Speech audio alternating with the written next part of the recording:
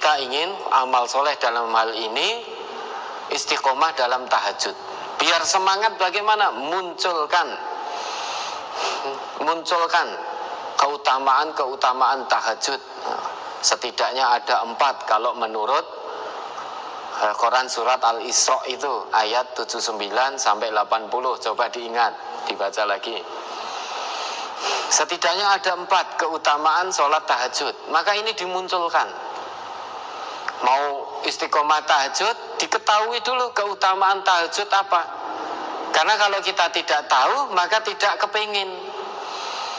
Saat kita mau melamar pekerjaan, kita akan mengetahui gajinya berapa, sistem kerjanya bagaimana. Semakin banyak gajinya, kita semakin tertarik. Maka diketahui dulu keutamaannya. Ya, keutamaan tahajud Al-Isra 79 80, setidaknya ada 4. Maka Quran surat Al-Isra surat ke-17 ayat 79 dan 80. Wa minal laili fatahajjad bihi nafilatan lak asa ay yab'asaka rabbuka maqaman mahmuda wa qur rabbi adkhilni mudkhala sidqi wa akhrijni mukhraja sidqi waj'al li min ladunka sultanan nasira. Nah, pelan-pelan. Ini ada 4 keutamaan tahajud. Maka dan pada sebagian malam hari bersembahyang tahajudlah kamu sebagai suatu ibadah tambahan bagimu. Mudah-mudahan Tuhanmu mengangkat kamu ke tempat yang terpuji. Ini yang pertama. Asa ayyab'asaka rabbuka maqaman mahmuda. Tahajud yang istiqomah hanya mengharap ridha Allah. Keutamaan pertama, Allah angkat derajatnya ke tempat yang terpuji.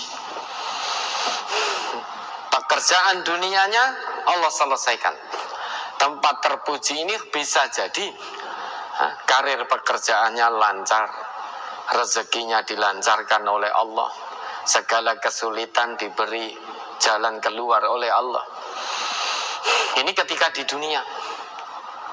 Kesulitan rumah tangga Allah selesaikan, ada jalan keluarnya. Di akhirat lebih-lebih diangkat ke tempat yang terpuji, berarti dimasukkan oleh Allah ke dalam surganya. Ini keutamaan tahajud yang dilakukan dengan istiqomah. Kemudian keutamaan tahajud yang kedua, lanjut. Dan katakanlah, ya Tuhanku, masukkanlah aku secara masuk yang benar. Ya, ini yang kedua. Wa qur rabbi adkhilni mudkhala sidqin. Orang yang tahajud secara istiqomah, dia akan mendapatkan bimbingan dari Allah untuk menjalankan aktivitas kehidupannya. Ya. Tempat masuk yang benar, artinya aktivitasnya mendapat bimbingan dari Allah. Tutur katanya, perbuatannya, dari bangun tidur sampai tidur lagi, mencari rezekinya, dalam bekerjanya, itu mendapatkan bimbingan dari Allah. Kalau aktivitas seseorang itu mendapatkan bimbingan dari Allah, pasti lurus aktivitasnya, pasti benar. Aktivitas yang benar akan menghantarkan dirinya menuju maqam mahmuda, tempat yang terpuji di sisi Allah dunia akhirat. Ini keutamaan yang kedua dari tahajud yang istiqomah. Yang ketiga, lanjut. Dan keluarkanlah pula aku secara keluar yang benar. Nah, wa akhrijni mukhraja sidqin. Orang yang tahajudnya istiqomah, dia akan mendapatkan bimbingan dari Allah di setiap kesulitan yang dia hadapi. Artinya Allah akan senantiasa hadir memberikan solusi-solusi yang benar. Orang yang tahajudnya benar, istiqomah, di setiap kesulitan tidak mungkin terlintas dalam benaknya mencari solusi yang haram. Solusi dari setiap permasalahannya akan selalu di bawah bimbingan Allah. Misalkan menghadapi kesulitan ekonomi, himpitan ekonomi. Orang yang istiqomah dalam tahajud, ya, dia tidak terpikir dengan mencuri untuk menyelesaikan permasalahan ekonomi rumah tangganya.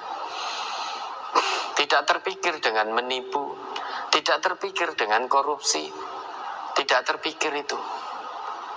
Karena orang ini mendapatkan bimbingan dari Allah, mendapatkan jalan keluar yang baik.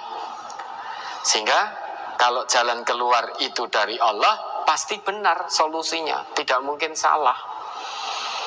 Kalau jalan keluar itu salah, umumnya dari manusianya sendiri. Juga ada jalan yang halal, manusia memilih jalan yang haram biar keluar dari kesulitan. Maka keutamaan ketiga orang tahajud itu akan mendapatkan bimbingan di setiap kesulitan, mendapatkan bimbingan dari Allah, maka solusi jalan keluar dari kesulitannya pasti benar karena Allah yang membimbing.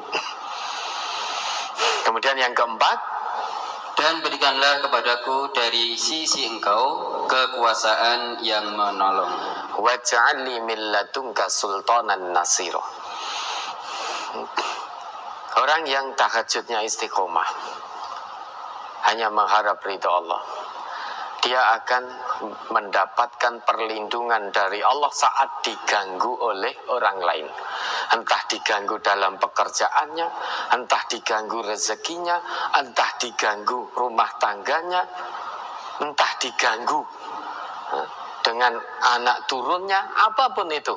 Gangguan dalam aktivitas hidup, entah dicaci orang lain, entah difitnah orang lain, entah dijatuhkan kehormatannya oleh orang lain, entah dituduh macam-macam oleh orang lain, dilokke sing ranggenah oleh orang lain, maka dia akan mendapatkan perlindungan dari Allah langsung tanpa perantara.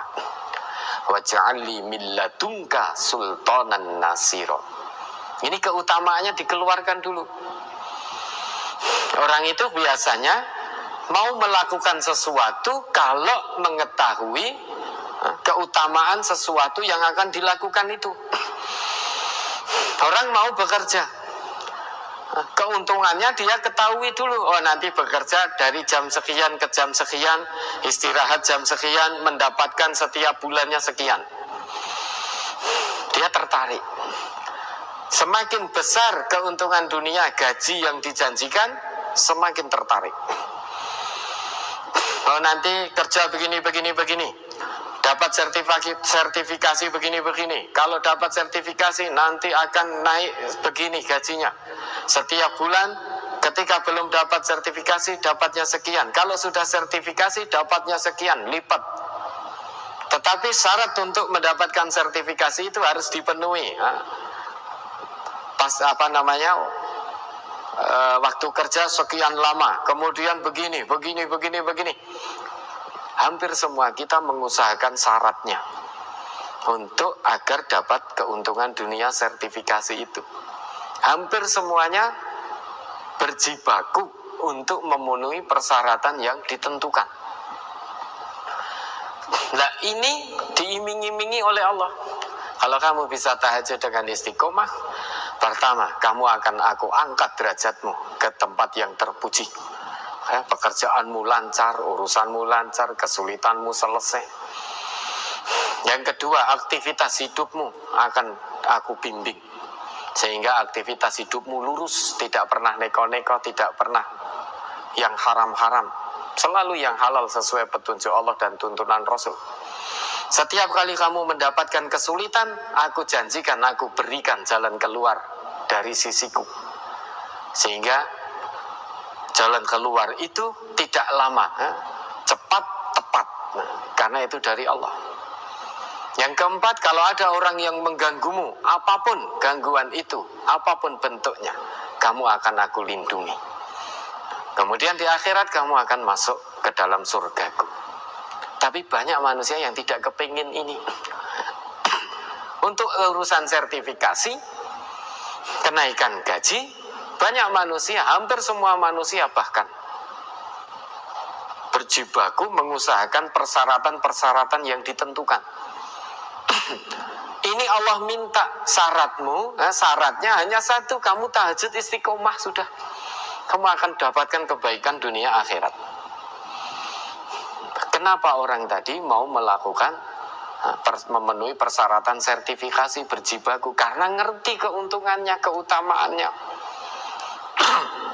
Akan dapatkan hasil yang lebih daripada sebelum sertifikasi. Maka mau berusaha. Lah ini untuk agar kita bisa istiqomah tahajud, keluarkan keutamaan-keutamaan yang akan didapat oleh orang-orang yang istiqomah dalam tahajud.